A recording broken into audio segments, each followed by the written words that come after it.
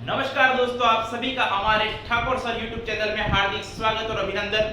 आप सभी इस यूट्यूब चैनल को अधिक से अधिक शेयर करें, लाइक करें और सब्सक्राइब करें। आज हम चर्चा करेंगे मानव हृदय के बारे में। दोस्तों, आप सभी जानते हैं कि प्यार करने वालों के लिए यह दिल कहलाता है और डॉक्टरों को इसको कहते हैं हार्ट, और हम सभी पढ़ने वालों के लिए यह हृदय कहलाता है। इसकी स्ट्रक्चर के बारे में, उसकी स्थिति के बारे में, उसके कौन कौन से पार्ट्स होते हैं, इसका वजन कितना होता है, इसके बारे में आज हम जानकारी प्राप्त करेंगे। दोस्तों, मानव का हृदय पसलियों के नीचे और हमारे इस वक्षस्थल के अंदर हृदय गुहा जो होती है, हृदय हमारा हृदय इस फुफ्फुस के अंदर फेफड़ों के बीच वाले भाग में पाया जाता है। हमारे हृदय जो होता है वह थोड़ा सा मध्यम होने के बाद भी बाएं तरफ झुका होता है, इसलिए हमारे दिल की धक धक आवाज, लपटप आवाज जो होती है हमें थोड़ा सा लेफ्ट की तरफ महसूस होती है। दोस्तों, और हम चर्चा करें तो मानव हृदय जो होता है उसका वजन जो होता है मेल और फीमेल्स के लिए थोड़ा सा डिफरेंस होता है। दोस्तों, आप सभी जानते हैं कि मेल्स जो होते हैं, मेल के अंदर हृदय का वजन फीमेल की तुलना में थोड़ा अधिक होता है, फिर भी हार्ट अटैक सबसे ज्यादा हम ही को आता है। दोस्तों, मेल जो होते हैं उनके अंदर देखें तो इस हार्ट का वजन 280 से 340 ग्राम पाया जाता है, जबकि फीमेल्स के अंदर देखें तो यह वजन तुलनात्मक रूप से थोड़ा कम 230 से 280 ग्राम होता है। आज हम इसकी स्ट्रक्चर के बारे में चर्चा करेंगे। दोस्तों, ध्यान देना, मानव हृदय के अंदर कुल 4 कोष्ठ पाए जाते हैं। यदि हम सिंपल रूप से देखें तो हृदय को हम 2 भागों में बांटते हैं, एक तरफ होता है दायां भाग और एक तरफ होता है बायां भाग। हृदय के दोनों भागों में दायां और बायां में ऊपर वाला पार्ट्स और नीचे वाला पार्ट जो होता है उसको फिर डिवाइड करें तो 4 पार्ट हो जाएंगे। वो 4 पार्ट कौन से हैं वो आपको कंठस्थ याद होने चाहिए। हृदय के अंदर देखें तो दाएं तरफ जहां पे मैं आपको खड़ा हूं, अब मेरे राइट हैंड की तरफ जो होता है उस पार्ट में देखिए जो दायां कहलाएगा और इस तरफ वाला बायां कहलाएगा। देखिए दोस्तों, हृदय के अंदर दायां वाला जो भाग होता है उसमें सबसे ऊपर वाला जो भाग है वो कहलाता है दायां आलिंद, दाहिना आलिंद। दोस्तों, इसके बाद में जो दाहिनी तरफ का ऊपर वाला भाग आलिंद है तो नीचे वाला जो भाग होता है वह कहलाएगा दायां निलय।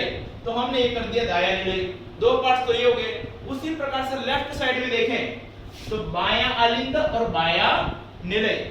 इस प्रकार मानव के हृदय के 4 पार्ट्स पाए जाते हैं।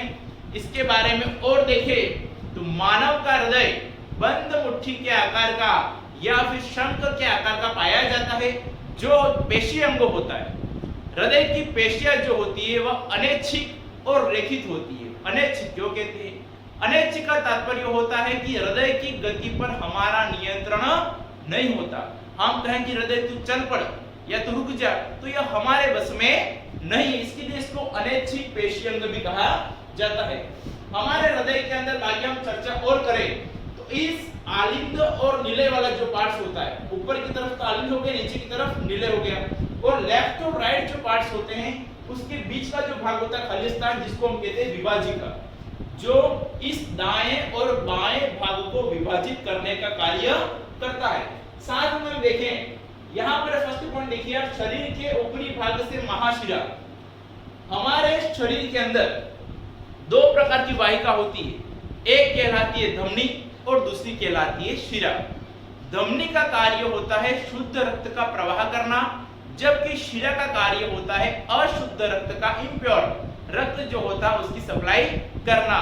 परंतु हम देखें हमारे शरीर में जितनी भी शिराएं होती हैं उन सभी शिराओं से अशुद्ध रक्त जो होता है इकट्ठा होकर सबसे बड़ी शिरा में ले जाया जाता है। उस बड़ी शिरा का नाम है महाशिरा, और यह महाशिरा हम 2 भागों में बांट देंगे। जो शरीर के ऊपरी पार्ट, हमारा हृदय जो होता है उसके ऊपर का जो पार्ट होता है वहां से आने वाली महाशिरा और नीचे से आने वाली महाशिरा।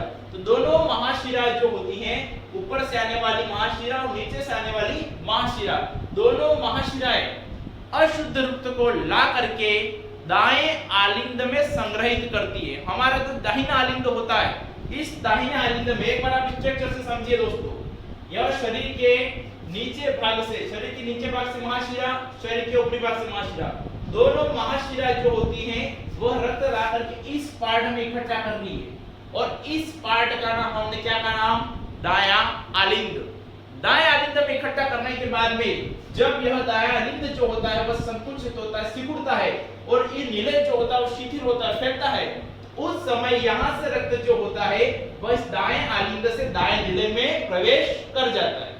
जब दाहिने निलय में प्रवेश करेगा तब भी वह रक्त अशुद्ध ही रहेगा, वो बात आप ध्यान रखना, क्योंकि अभी रक्त शुद्ध होने के लिए फेफड़ों में गया नहीं है। अब यहाँ पर इस दाएं निलय से रक्त जो होगा आगे एक और दूसरी जो फुफ्फुसीय धमनी होती है उसके द्वारा पहुंचाया जाता है। कहां पर दोस्तों?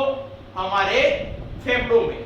फेफड़ों में जो होता है रक्त शुद्ध होने के लिए जाता है। दोस्तों यहाँ पर एक शब्द में ध्यान देना आप सभी, यहां से ये रक्त जो होता है जा रहा है फुफ्फुसीय धमनी से फेफड़ों में जा रहा है।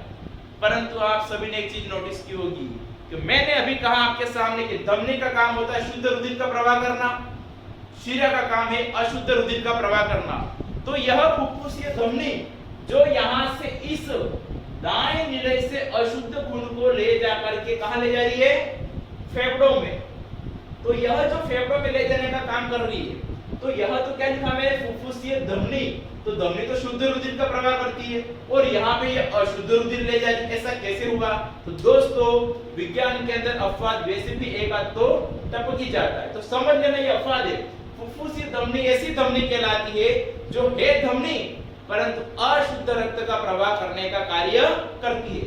साथ में हम देखें तो यह जब यह फुफ्फुसीय धमनी से फेफड़ों में चला जाता है तो फेफड़ों के अंदर आप सभी पता है, सब जानते हैं कि हम ऑक्सीजन को ग्रहण करते हैं, कार्बन डाइऑक्साइड निकालते हैं, तो वह ऑक्सीजन जो होता है हमारे हीमोग्लोबिन से जुड़ने के बाद में उस अशुद्ध खून को शुद्ध खून में बदल देता है। और जब यह शुद्ध खून में बदलेगा तो शुद्ध खून में बदलने के बाद में यहां से यह फेफड़ों से होकर के फुफ्फुसी शिरा द्वारा हमारे हृदय के बाएं आलिंद वाले पार्ट में प्रवेश करता है। समझना, फुफ्फुसी धमनी से शुद्ध रुधिर कहां गया? फेफड़ों में। फेफड़ों में जाकर रक्त क्या हो जाएगा? शुद्ध। शुद्ध होने के बाद में वह किसकी तरह जाएगा? फुफ्फुसीय शिरा, और फुफ्फुसीय शिरा से चला गया बाएं आलिंद में प्रवेश कर जाता है। यहाँ पे फिर ये भी अपवाद है, ध्यान रखना। तो एक तो हो गया फुफ्फुसीय धमनी और एक हो गया फुफ्फुसीय शिरा है, जो नाम तो ऐसा है कि धमनी कहकर के लगता है शुद्ध रुधिर का प्रवाह करेगा परंतु ये अशुद्ध रुधिर का प्रवाह करता है। शिरा अशुद्ध रुधिर का प्रवाह करता है ऐसा लगता है, परंतु फुफ्फुसी शिरा है वह शुद्ध रुधिर का प्रवाह करने का कार्य करती है। अब यहाँ से यह जब हमारे बाएं आलिंद के अंदर चला गया तो बाएं आलिंद के अंदर जाने के बाद में वह आगे पहुंचता है बाएं निलय में। बाएं आलिंद से बाएं निलय में जाता है रक्त, और यह रक्त कैसा है? शुद्ध है। क्यों? क्योंकि फेफड़ों से होकर के आ रहा है। जब यह वापस हमारे बाएं निलय के अंदर आता है, आलिंद से निलय में आता है, निलय में यह जो शुद्ध रक्त होता है यहाँ से पंप किया जाता है, और पंप करने के बाद में महाधमनी के द्वारा पूरे शरीर की ऊतकों तक, कोशिकाओं तक पहुंचा दिया जाता है। दोस्तों एक बार इस पूरी पिक्चर को हम एक बार क्लियर कर ले। हमारे शरीर के अंदर ऊतकों में जितना भी अशुद्ध खून होता है उस अशुद्ध खून को महाशिरा जो होती है हमारे दाएं आलिंद में लाती है। दाएं आलिंद से दाएं निलय में जाएगा, दाएं निलय के बाद में कहा जाएगा तो यह जो होगी वह फुफ्फुसी धमनी के द्वारा फेफड़ों में जाता है, वहां जाकर के शुद्ध हो जाता है। वो फेफड़ों से फुफ्फुसी शिरा के द्वारा हम बाएं आलिंद में लाते हैं, बाएं आलिंद से बाएं निलय में आता है, और बाएं निलय से महाधमनी के द्वारा, महाधमनी सबसे बड़ी धमनी, महाधमनी से यह पूरे शरीर में भेज दिया जाता है। इस प्रकार दोस्तों हृदय के जो 4 पार्ट होते हैं, इन चारों पार्ट में 2 तो आलिंद हो गए और 2 निलय हो गए। इन चारों पार्टों में से रुधिर को 2 बार गुजरना पड़ता है, इसलिए हमारे परिसंचरण को दोहरा परिसंचरण तंत्र भी कहते हैं। एक चीज और ये भी ध्यान रखिए आप सभी कि हमारा हृदय जो होता है कैसा है? अनैच्छिक और रेखित पेशियों से बना हुआ मायोजेनिक जो होता है पाया जाता है। हमारी हृदय जो होता है वह 1 मिनट में 72 बार धड़कता है, और साथ में एक चीज और देखें तो इसके अंदर जो होता है पेसमेकर जो होता है वह हृदय की गति का नियंत्रण करने का कार्य करता है। एक बार आप नोटिस करें, यहाँ पर ध्यान देखें कि हमारे 2 पार्ट्स ऊपर वाले आलिंद कहलाते हैं, नीचे वाले निलय कहलाते हैं। उसमें यदि भित्ति की साइज देखें तो आलिंद की तुलना में निलय की भित्ति जो होती है वह मोटी होती है। देखिए यहाँ पर कितनी मोटी भित्ति है, यहाँ पर मोटी भित्ति है। अब ऐसा क्यों है? तो आलिंद की तुलना में निलय की भित्ति कैसी है? मोटी। उसका मुख्य कारण ये है कि हमारे निलय के अंदर जो रक्त आता है वहां से पूरे शरीर में प्रवेश करना पड़ता है। निलय जो होता है वहां से पंप किया गया रुधिर पूरे शरीर में जाता है, तो इसकी भित्तियां मोटी होने से दाब अधिक होगा और यह पूरे शरीर के अंदर हर ऊतक जो होता है उन कोशिकाओं तक आसानी से पहुंच जाएगा।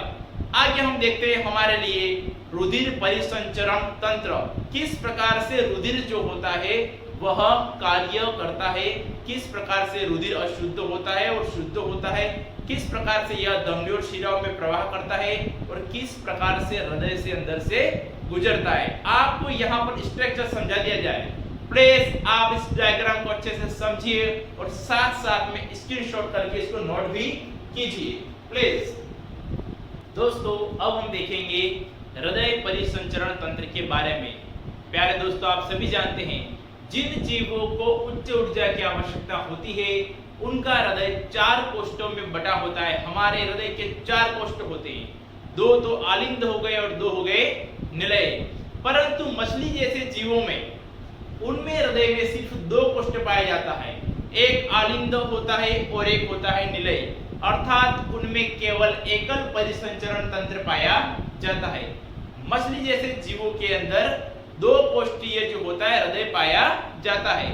साथ में हम देखें उभयचर जीव, ऐसे जीव जो पानी में भी रहते हैं और स्थल पर भी रहते हैं, उन जीवों के अंदर उभयचर जीवों में और साथ में है सरीसृप अर्थात रेंग कर चलने वाले जीवों के अंदर, उनके अंदर बात करें तो उनका हृदय जो होता है वह त्रिकोष्ठीय 3 कोष्ठ होते हैं, जिसके अंदर आलिंद जो होते हैं वो 2 पाए जाते हैं और निलय जो होता है वो 1 होता है।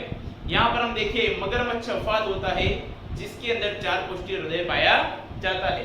प्यारे दोस्तों, अब हम चर्चा करें हृदय परिसंचरण के बारे में। यहाँ पर हम देखें सबसे पहला पॉइंट है आर ए। आर का मतलब राइट, एल का मतलब लेफ्ट, ए का तात्पर्य होता है आलिंद, तो ये हो गया दाया आलिंद, ये हो गया दाया निलय। मन में सोच रहे होंगे निलय का एन कहां चला गया, यहां तो वी आ गया। दोस्तों निलय को इंग्लिश के अंदर हम कहते हैं वेंट्रिकल्स और आलिंद को कहते हैं एट्रिया। तो यहाँ पर ध्यान रखना वेंट्रिकल्स के कारण से यहाँ पर पी लिखा गया है। उसी प्रकार से लेफ्ट साइड में एल है बायां आलिंद, एल बी बायां निलय। अब हम देखें कि हमारा रक्त जो होता है कहां से कहां पहुंचता है और कैसे शुद्ध होता है। सबसे पहले हम बॉडी के बारे में चर्चा करें, हम अशुद्ध से शुद्धता की ओर बढ़ते हैं ना। तो यहाँ दोस्तों देखिए आप सभी एक बार सभी ध्यान रखें, चैनल को लाइक और सब्सक्राइब करना ना भूले और अधिक से अधिक लोगों को शेयर भी करें। दोस्तों सबसे पहले उत्तर देखें, यहाँ हम कहें सेल्स देखें, यह हमारी पूरी बॉडी में शरीर के अंदर जो होता है, जब हमारे शरीर में श्वसन की क्रिया होती है तो वहां से मुक्त होती है कार्बन डाइऑक्साइड, और यही कार्बन डाइऑक्साइड जो होती है वह हीमोग्लोबिन के साथ जुड़ती है। तो जुड़ने से वह जो रक्त होता है वह विऑक्सीजनित अर्थात उसके अंदर जो होता है कार्बन डाइऑक्साइड जुड़ने का कार्य संपन्न होता है, और वह रक्त जो होता है वह अशुद्ध रक्त कहलाता है। फेंकने योग्य नहीं अशुद्ध का तात्पर्य, अशुद्ध मतलब उसमें सिर्फ फेंक किस चीज का, ऑक्सीजन का, कार्बन डाइऑक्साइड का, ये ध्यान रखिए आप। नहीं तो अशुद्ध है तो पिला तो दूसरों को, पेड़ पौधों को, ऐसा नहीं करना है, वहां तो पानी पिलाना है, अपना ध्यान रखिए। तो यहाँ पर यह ऊतक और सेल्स और बॉडी जो है, यहाँ पर कौन सा रक्त हुआ अभी शुद्ध था और वह शोषण के बाद क्या हो गया अशुद्ध रक्त। अर्थात हम इसको ऐसा कह सकते हैं कि हीमोग्लोबिन के साथ में CO2 कार्बन डाइऑक्साइड अटैच हो गया, तो यह हीमोग्लोबिन के साथ में कार्बन डाइऑक्साइड जुड़ने के कारण से यह रक्त कैसा हो गया अशुद्ध। यह अशुद्ध रक्त जो होता है, मैंने कलर भी डिफरेंस कर रखा है, जो रेड कलर जो होता है वह शुद्धता को इंगित कर रहा है, और साथ साथ में ये जो ब्लू और ब्लैक कलर जो होता है इस तरफ का, वह जो होता है वो अशुद्ध को व्यक्त कर रहा है। तो यहाँ पर हीमोग्लोबिन के साथ कार्बन डाइऑक्साइड जुड़ा है, अशुद्ध रक्त है। यह अशुद्ध रक्त इस शरीर से महाशिरा अर्थात महाशिरा से होता हुआ गया, कहां पर गया बताइए आप सब देख के, दाएं आलिंद में। तो महाशिरा से रक्त जो होता है पूरे शरीर का रक्त, अशुद्ध रक्त, उस पूरे अशुद्ध रक्त को हमारी महाशिरा लाती है अशुद्ध रक्त को शुद्ध करने के लिए, परंतु पहले पहुंचाया जाता है उसको दाएं आलिंद में। दाएं आलिंद से वह जाएगा दाएं निलय में, दाएं निलय से वह चला जाएगा कहां पर फेफड़ों में शुद्ध होने के लिए, परंतु यहाँ पर फेफड़ों में जा रहा है तो वहां पर ले जाने वाला जो होगा, जो वाहिका होगी, उसका नाम होगा फुफ्फुसीय धमनी। यह अफवाद है, मैंने आपको पहले बताया, 2 अफवाद ध्यान रखने। धमनी के अंदर काम होता है शुद्ध रुधिर का प्रवाह करना, शिरा का काम है अशुद्ध रुधिर का प्रवाह करना, परंतु फुफ्फुसीय धमनी और फुफ्फुसीय शिरा इसका अपवाद है। दोस्तों एक बार फिर से आप देख लीजिए, तो यहाँ पर जो कार्बन डाइऑक्साइड वाला अशुद्ध खून था वह महाशिरा से आया दाएं आलिंद में, दाएं आलिंद से दाएं नीले में, दाएं नीले से वह चला जाएगा फुफ्फुसीय धमनी से फेफड़ों में, और आप सभी जानते हैं फेफड़ों में जाने के बाद में हमारा खून शुद्ध हो जाता है, क्योंकि हम श्वसन के अंदर ऑक्सीजन लेते हैं और कार्बन डाइऑक्साइड छोड़ते हैं। जब आपने ऑक्सीजन ली तो वह ऑक्सीजन इस हीमोग्लोबिन से जुड़ जाएगी और यह कार्बन डाइऑक्साइड जो जुड़ी हुई है वो बाहर श्वसन के द्वारा बाहर निकाली जाएगी, त्याग दी जाएगी। तो यहाँ पर फेफड़ों में जाने के बाद में वह हीमोग्लोबिन जो होता है वह अपने साथ में ऑक्सीजन को जोड़ देता है, और जब ऑक्सीजन जुड़ेगी तो अर्थात हम कह सकते हैं कि हमारा जो खून था अशुद्ध वह वापस शुद्ध हो गया।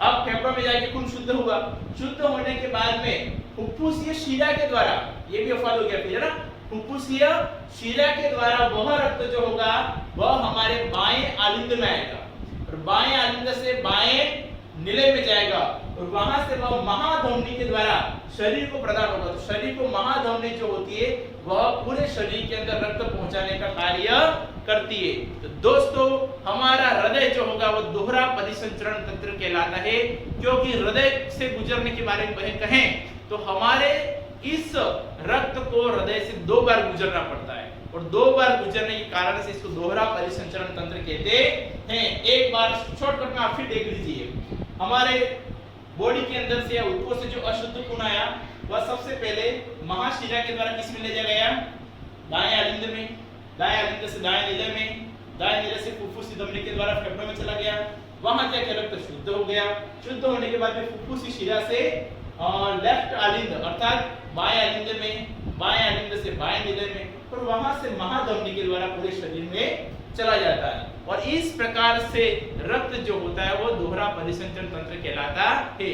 दोस्तों मैंने आप सभी के लिए एक हृदय से संबंधित एक आरती बनाई है। प्यारे दोस्तों आप सभी जानते हो कि सदियों से आरती चली आ रही है, ओम जय जगदीश हरे, इसी ट्यून को लेकर के मैंने आपके लिए हृदय के लिए आरती बनाई है। प्लीज आप सभी कमेंट के अंदर एक प्रश्न का उत्तर जरूर देना कि हमारे हृदय में किस प्रकार की पेशियां पाई जाती हैं, क्या ऐच्छिक होती है कि अनैच्छिक होती है, उसका कमेंट के अंदर आप सभी उत्तर जरूर दें। आपके सामने मैं आरती प्रस्तुत कर रहा हूं, प्लीज आप ध्यान से सुने इसे। दोस्तों आपके लिए आज की आरती प्रस्तुत है। ओम जय हृदय देवा स्वामी जय हृदय देवा, दाएं आलिंद को आती, दाएं आलिंद को आती, दाएं निलय में तू जाती पर नहीं घबराती। ओम जय हृदय देवा, दाएं निलय से अशुद्ध खून को फुफ्फुस धमनी से देवा, फुफ्फुस धमनी से फुफ्फुस में पहुंचाती, फुफ्फुस में पहुंचाती, फिर उसे शुद्ध करती। ओम जय हृदय देवा, बाएं आलिंद में रक्त जो आता, बाएं आलिंद में रक्त जो आता शुद्ध ही कहलाता, ओ स्वामी शुद्ध ही कहलाता। वहां से बाएं निलय में, वहां से बाएं निलय में फिर युतकों में जाता। ओम जय हृदय देवा। दोस्तों आप सभी को आरती अच्छी लगी होगी, एक बार चैनल को लाइक करें, सब्सक्राइब करें और सभी को शेयर करें। धन्यवाद।